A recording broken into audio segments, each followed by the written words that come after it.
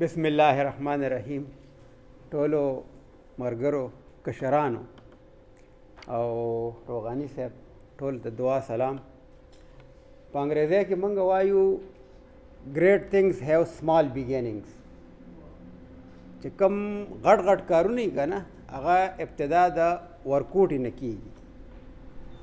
نو مفکورې چې کوم کارونه شروع کړي دي دا به خلکو ته واړه ښکاري، خو دا ډېر لوی لوی کارونه دي.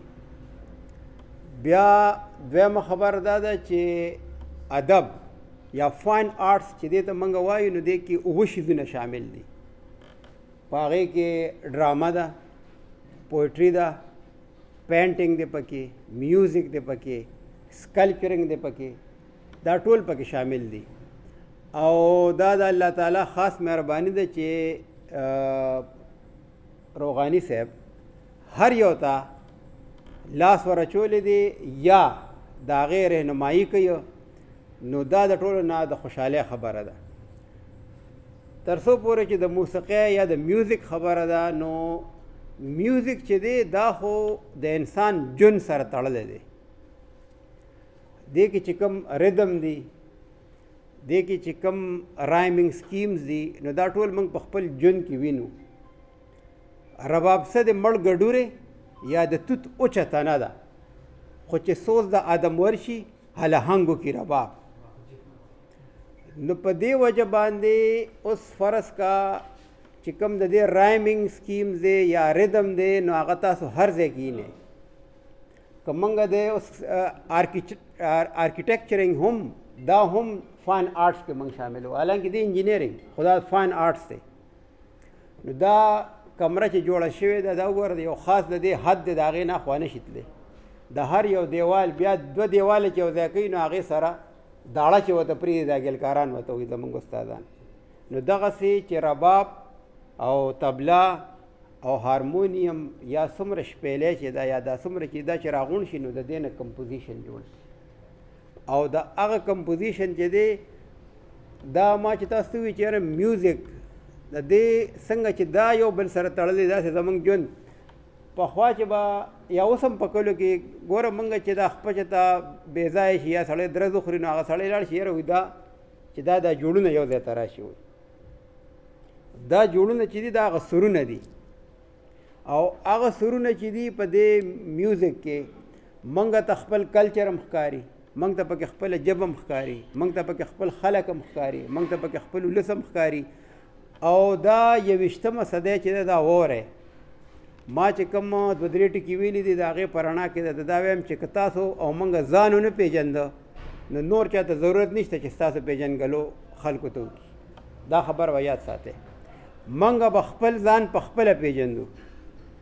ما یې ډېر نازونه یوړل لاسه نورې کبر زیات شو، اوس به کېږي چې څه کېږي ځان مې ځان باندې نیازبین کړو. نو ځان دا د سیف الرحمن سلیم شعر دی، او کله اکیډمي آف لیټرز چې د افغانستان نه راغلو نو هلته د هغه په درناوي کې موږ یو میلمستیا کړو. نو دا د هغه شعرونه بلکې هغه غزل بیا ما خپله ډایرکټ ولیکه. نو دا شعرونه چې وو دا پوره غزل ماته وی چې ښځه واله دا ځان سره پوره غزل کېده. نو دا خپل ځان به موږ په خپله نیازبین کوو. او تر څو پورې چې د میوزک نه بغیر اخر ست کمپلیټ دی.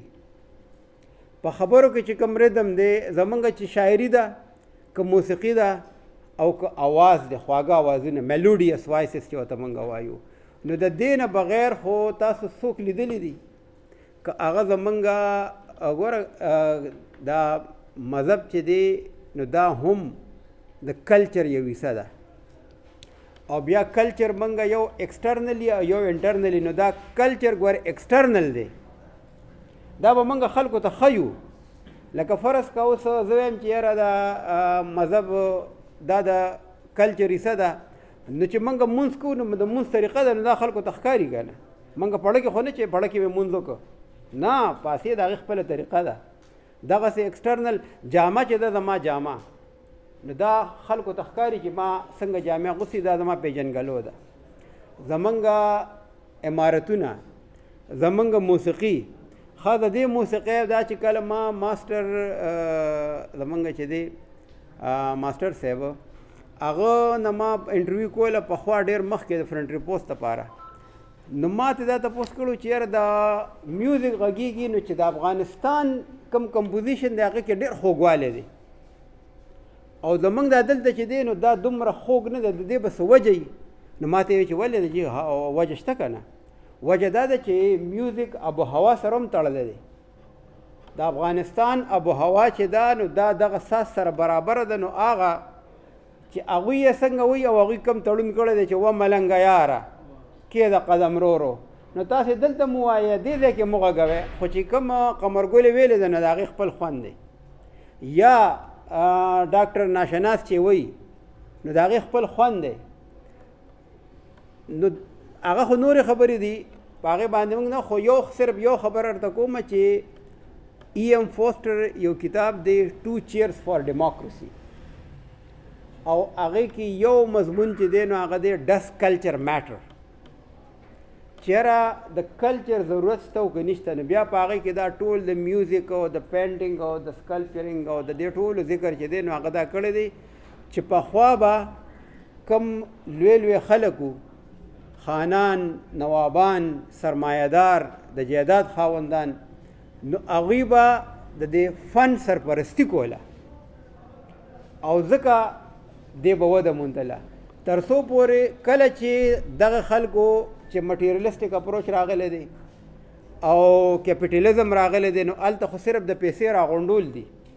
نو په دې وجه باندې فن کمزوری شوی دی او فن خو ځکه کمزوري کېږي نه چې لیونتوب څوک نشي کمزوري کولی.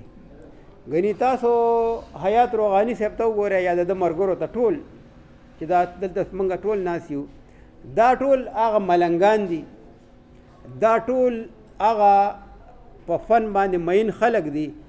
نو پیسې چې دي نو هغه خو به په چل او په هنر ګټې او دا فن چې دی دا ژوندی موږ ساتو، دا موږ په لیونتوب باندې ساتو او ځکه خو روحاني صاحب ورته ځان ملنګ کړی دی. ګنې ښه نوکري وه، ښه لیکوالو، ښه مزیدار په خپل کلي کې اوسېده او دغه پېښور ته راغلی دی او ځان یې ملنګ کړی دی. که مخکې دا ملنګي په بعضې کسانو کې ما په شهباز اخبار کې لیدلی و، هغه شهباز پخوانی چې هغوی خپله کمره مو او دغه هلته پراته وو چې دا موږ د خلکو نه اورو چې که اجمل خټک خدای پاک دې وبخي یا که قلندر ممندو یا دا پوره سلسله چې وه دې خلکو دا ځان وقف کړی او په دې موجوده وخت کې صرف یو کس دی چې هغه ځان وقف کړی دی. نو موږ ولې ځکه راځو، موږ یې ځکه عزت کوو. خو دا ډېر شکر دی چې یوازې نه دی، ځکه چې زه کله هم که دې بلډنګ ته راغلی ما او که د دې نه هغه مخامخ بلډنګ و نو خامخا دلته د فن مینان ناست دي او په هغې کې سرکاري نوکران هم شته دي. په هغې کې زه درته یو مثال در کوم چې ما سره ایم فل کوي په انګریزۍ کې، نن سبا دی په امریکا کې او د هغه نوم دی سلطان ناصر. د ډی ای خان د بنو او د کوهاټ د دیو د انکم ټیکس اډیشنل کمیشنر دی، خو اوس په چوټۍ لاړ یو کال کورس ته لاړ امریکا کې دی. نو هغه ما سره راغی د ډی ای خان نه، زه تللی وم هلته یو لیکچر له ما سره راغی په ګاډي کې، د هغه ګاډي کې رالو او ما ته په خبرو کې دا وی چې سر میں کوشش کروں گا کہ میں مفکورہ کا بھی وزٹ کر لوں. نو ما ته راشي لاړ به شو، روحاني صاحب خو زمونږ ملګری هم دی، کشر هم دی، مشر هم دی، هر څه هر څه دی. نو ما ته ویل چې بس ټیک د سر زه به ستا طرف ته راشم او لاړ به شو.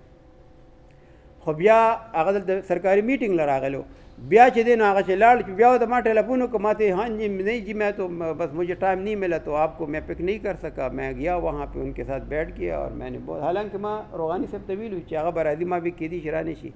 نو تاسو اندازه ولګوئ چې د انکم ټیکس خو هغه په سیول سروس کې د ریاض غفور ناست چې خلک وایي چې همدغه ډپارټمنټ ته لاړ شو او هغه سړی راځي او مفکورې ته راځي او بیا وایي ما کتابونه مو واخیستل، خپل کتابونه مې ورکړل او وزټ یې وکړ. د دې نه تاسو اندازه لګولی شئ چې there is no substitute for sincerity.